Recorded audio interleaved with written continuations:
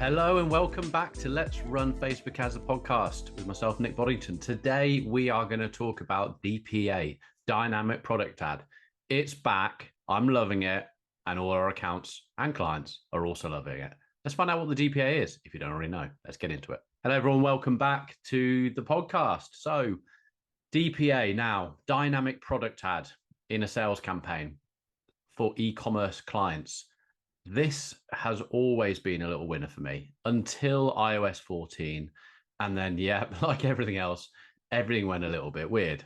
But it's back. I've introduced it to one of our clients only a couple of months ago. I just kind of stopped using it. So basically what Dynamic Product Ad is, it's a retargeting ad based upon what your customers have looked at or added to their basket. And you can chop and change between the two. You can do people have just added to basket or people have viewed content. You can decide that you want it within a 1 day, 7 days, 30 days, 60 days, whatever. So this is something that's really, really cool. And it's working really, really well. When iOS 14 happened, obviously the Facebook platform went a little bit skewiff and its retargeting capabilities just got shot. Now, what's happened over time, and it wasn't that I got alerted by Facebook to say, hey, start using this again. And there might be people on here listening who've gone, what? I've been using it all the time. I've always used it. It's never gone downhill. I'm only going to go from what happened in our agency, because we basically had the dynamic product ad. But I'll explain exactly what it is. Right. So you've got your top of funnel ads. You've got your ads going out to acquire new customers for your products on your website. You've got some good ads going, that's coming in, and you will find that a few of those people obviously are buying off those cold ads immediately or within the 7 days. So it might not be happening that they've seen it on the first, they've seen the ad and then gone buy, but you'll know that, that it used to be a 28-day attribution. It's now a 7-day. I think they might be going to 28 days. There are some little things I'm seeing in the system, which means it might be coming back. But either way, you'd be sending traffic to your site. People would be going around your site. They'd be going to add to cart. They'd be viewing products and things like this. And you want to get back to them. Now, if we think of it from an add to cart point of view, that's probably the most important one here. Now, if you've got your email autoresponder set up with your Shopify site or whatever you might be using, you'll probably know that you can do abandoned basket emails. So if you've got the email address of someone who comes to who's already signed up and you have their email address, they add something to cart and they forget to purchase it, you can then have an auto email go back out to say, hey, you left this in your cart, come back and get it. Here's 15% off to get them to buy it. The DPA ad works kind of the same, really. Someone will come onto your website, they'll add to cart. Now, a DPA ad, you can basically set it to say, I want you, Facebook, to show an image or images carousel of the products that they've added to cart or have viewed on the website. So it might be the most common one I do, unless you're an e-commerce platform that has a lot of traffic and a lot of add to carts. And the way you can do this is by going into your Facebook Ads Manager or into Google Analytics or into Shopify and seeing how many add to carts are being left. Now, that's money on the table as far as I see. Now, there are two things with add to cart. Add to cart, like a lot of us as shoppers, especially at Christmas time, Black Friday, things like that, we are looking around. So it might be that, I'm a big one for fitness. Okay. So pair of trainers, still haven't got this pair of trainers that I want.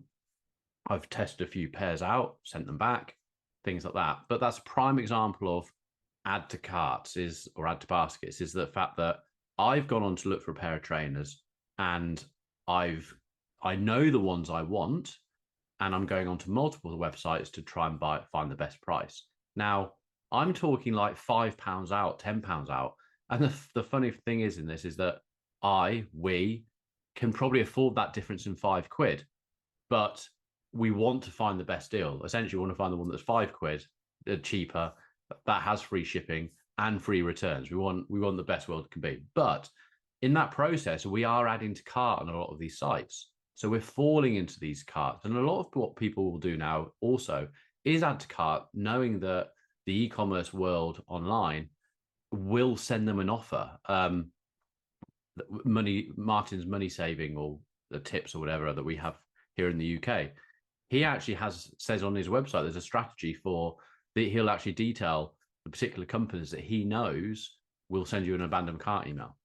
Now, it's just the way the world works. We know that sometimes we just need to get someone over the line, so we give them an offer. But that is basically how a dynamic product ad works. What you'll need is you'll need your catalog from your website or your products feeding into Facebook. So you'll need to go, if you haven't done it already, you need to go into your Meta Suite, and you need to go, because I think that's better. What reason I'm saying is the Meta Suite is because that's basically where Facebook holds everything else. Now you've got Business Manager, which is like your Pixel, your Ads Manager, page roles and things like that. But Meta Business Suite is kind of like where everything's held. You can get to this from both. You want to go to Commerce Manager. Now in the Commerce Manager is where you can manage your products and feed them into the system. You'll do this to be able to do a catalog ad in your Facebook or Instagram. You'll need this if you're going to do an Instagram shop, and you'll need this if you're going to do a Facebook shop. Now, I would say I'm being speculative here, but most of you have probably done this. So during that process of setting up your Shopify site, setting up Ads Manager, you probably would have fed these products in. Okay, so we're going on the assumption you have. If you haven't, plenty of knowledge out there on how to do so. When you're going to set up a DPA ad, you want to choose a sales campaign. Okay, so whether you're in the old Ads Manager setup, or the new one, I think most people in the new ones now, you'll go to sales. And if you hover over the sales icon, you'll see it will come up with catalog. When you first go onto your campaign page, you'll need to choose a little tick box or switch which says catalog. When you switch that to catalog, it will then in your account say, is this the catalog you want? Now, some of our clients have multiple catalogs because you can build collections. I would suggest that if you're going to build a catalog and you also want to do collections, call the main one all products. Bring it through as all products and call it all product Shopify, or whatever you want to call it. But then you'll know that you've got everything in it. From that stage, so you know that you've set up a catalog sales campaign, and you've chosen the catalog. You're going to put a £20 a day budget on it, for instance. Now, to understand actually how much budget you want to put on this, you need to have a look at your events manager, look at the last 30 days, and see how many add to carts and view contents you've had in the last 30 days. If you're a half decent size e-commerce company, doing 10, 15,000 a month in sales, and you're probably likely going to have a few hundred add to carts every week in there. So you've got some decent retargeting, but this is where you want to put in view content as well. Because if you just put in add to cart, you just simply haven't got enough in there for Facebook to feed out. Let's say your budget is £10 a day. It's just going to show these people the ad too much. Or if there's too little, I have known that these catalog ads have trouble starting up and feeding out just simply because you haven't got enough to go to. So or do it as view content as well as add to cart products. So I'm just going to, while we're talking, I'm just going to go on to one right now, just so I can guide you through better how to do this. And I do think in the back of my head, I need to start doing YouTube videos on these how-tos. But you know what? I want to. It's actually just trying to manage the time to get all this sort of thing set up. So I do apologize. At the moment, it's just a podcast. Right. So I'm on the DPA ad side. We're keeping it as an auction, and we're going through to a catalog sales, of which case you can bring in your catalog products. You can either use this as a campaign budget optimization campaign, or don't. It doesn't really matter. If you're just going to have the one ad, it doesn't really matter. So then we go into the audience part. So this is where we normally set up the audience. Okay. So we're going to give it our daily budget. Now, as we go down, when we get to the audience, it will look different to your normal audience. You won't see custom audience or interest and stuff like that. You'll see two tick boxes to start off with. You'll see one of the tick boxes will be find prospective customers, even if they haven't interacted with your business. And the other tick box is retarget ads to people who interacted with your products and on and off Facebook. Now, the one we want to tick for this particular podcast and this exercise is the one which is retarget ads to. Now, you need to do another podcast really for the other one. Find prospective customers is basically Facebook will look at all the information you've got in your pixel, all your website traffic, and it will show a catalog ad for people that it thinks will like your products, and it'll also show them a product from your product catalog of what they're likely to like to see based on what they are doing online. That's another podcast altogether. In fact, I'll make that the next one. So we're going to tick the tick box, retarget ads to people who interacted with your products. Now we have a list of 5 things, 5 options. And the most common one, which we will use, is the top one, which is viewed or added to cart, but not purchased. Promote products from store collection to people who viewed or added those products to a basket in the last however many days. Now, for this particular client, they have a half decent amount of traffic, and I wanted to do it as 45 days, really, so that I can just go back and grab some people who may have completely forgotten about it. Now, as you become more successful with your Facebook, with your traffic to your site, more add to carts, you can bring this number down.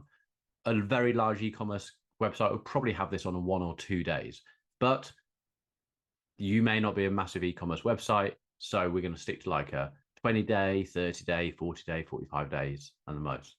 The next one, which is added to cart but not purchased. So this is slightly different, where we aren't showing people who viewed a product, we're just showing people who added to cart. Again, that's auto set on 28 days. It might be that you'll do that if you're getting a lot of add to carts, but as I just mentioned, it won't feed out if you don't have a lot of add to carts. And then you can just literally do this placements wise. I like to stick this to just a standard auto Advantage Plus placements rather than manual, simply because Facebook is choosing the imagery from your website, and it's going to change how that image looks depending on the placement. And also, leave it to Facebook to find out where these people are in the app, not just go feed. There are times, especially at the top of funnel, when I just go feed. On a retargeting, I usually like to keep this to auto placements. That takes us through to the final page of building your ad, which is the creative. Now here, I will have this, it will automatically start up on something, on a tick box called Advantage Plus Creative for Catalog. I tend to take it off that one and go for a normal carousel. It's up to you, try them both. The Advantage Plus Creative for Catalog basically automatically optimize your ads format, creative, and destination for each person when you use a catalog. This lets you personalize your ads on a larger scale. Investigate it. I like to go a little bit old-fashioned with my standard carousel. So I stick on the format of carousel. I then go into Ad Creative and check on multiple products, and then it will basically come up with my first example of a carousel card. And on that carousel card, we don't need to carry on doing multiple carousel cards. We just need to focus on the structure of one. If that person has only looked at one product, they'll just literally see the one product. If they've looked at 6 products, they'll see the 6 products. But in here, we have the headline, a single image, and then a headline. Now, there's a little plus sign in the box, and this allows you to open up and insert a custom field. Well, they call it a catalog field. It's kind of like a custom field, and I've added the product name, which means it automatically brings in to the headline Merry Mistletoe Necklace, for instance. This is the one I'm looking at right this moment. Then you have a feed link description, and this is where I'd like to put in like £5 off product price. So the product price you can pull in, and then just before it, I add a bit of text saying £5 off £45, with the assumption that when I'm saying £5 off £45, they'll know it's 40. Again, you might want to change that. You may just want to put £5 off and not put the product price. It's really completely up to you. There's no right or wrong of doing this. It really just comes down to testing. Now, when I get down to the text field, this is where I've put in. Now, this is a Christmas one for our clients, a jewelry client. This is what I've written. Done a little Christmas tree emoji, and then Christmas offer. Buy it now and get £5 off. Use code 5OFF. The product name. So this is where, again, a little plus sign in the box we can bring in to this. So the product name, so the Merry Christmas Mistletoe Necklace, is still available. So go get it now while stocks last. Please note this offer is valid on full price items only. Sales items are excluded. Click on shop now to get started. So in there, what we're doing is we're giving them the code. We're telling them in the text again what product it was they were looking at, and then they can see the shop now button. When they click that shop now button, it's going to automatically take them back to where where they were looking or their basket. So it's it's a really super way of retargeting people specifically on what they were looking at. Okay. That's all you need to do, guys. It's quite simple. So as long as you start the campaign with sales, a sales campaign, tick the box, which is one of right at the top, choose that it's a catalog, choose the catalog, select retarget, the amount of times you want to target, view content, and add to cart, and follow this. It turns into a normal ad build that you're used to go through the procedure. Choose your budget. Obviously, if you've got loads of add to carts and loads of view content, but a higher budget.